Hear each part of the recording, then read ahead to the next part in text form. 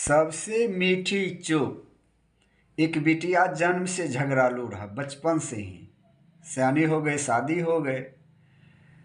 अब ससुराल में जाके पति से झगड़े, सासू से झगड़े, ससुर से झगड़े। आज मोबाइल का ज़माना, रोज़ फ़ोन में आ जाता तुम अपनी बिटिया को क्या सिखाए पढ़ाए हो, रोज़ झगड़ती है, गालियाँ बकती है। तो उन्हें शर्म आई। उनके पास गुरुजी आते थे उनके घर पर। जब वो ससुराल से बिटिया आई, संयोगवश गुरुजी उनके घर पर आए थे। अब बिटिया की माँ गुरुजी को एकांत में कही कि गुरुजी, मैं तो जानती हूँ हमारी बिटिया बचपन से झगड़ालू है, लेकिन अब सयानी हो गए, शादी हो गए, वहाँ जाके ससुराल में ससुर से, पति से, सास से झगड़ती है। गुरुजी जरा समझा दीजिए। गुरु थोड़ा चालू पुर्जा का था।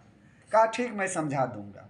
संजो सुबह झाड़ू लगा रही थी और गुरुजी कहते बेटी इधर आओ। कि कहा गुरुजी?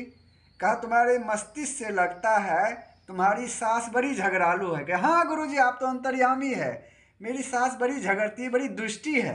कहा दूर बेटी, तुम्हारी सास की बोलती तो मैं एक ही मंत्र में दूर कर दूंगा, चुप कर दूंगा, बोलती है बंद हो जाएगी, झगड़ा समाप्त। कहा गुरुजी मंत्र दे ही दीजिए, मेरी सास बड़ी झगड़ालू, बड़ी दुष्टी है। कहेगा दूर बेटी, लो थोड़ा सा कागज कलम लाओ। थोड़े कागज कलम लाया, थोड़ा 2 उंगली कागज में लिख दिया सतनाम राम नाम, पुड़िया बना के पन्नी लपेट के धागा लपेट दिया। कहा गया बेटी अब तुम्हारी सास की बोलती बंद। कैसे गुरुजी? कि जब ससुराल तुम जाना, ये मंत्र साथ में लेके जाना।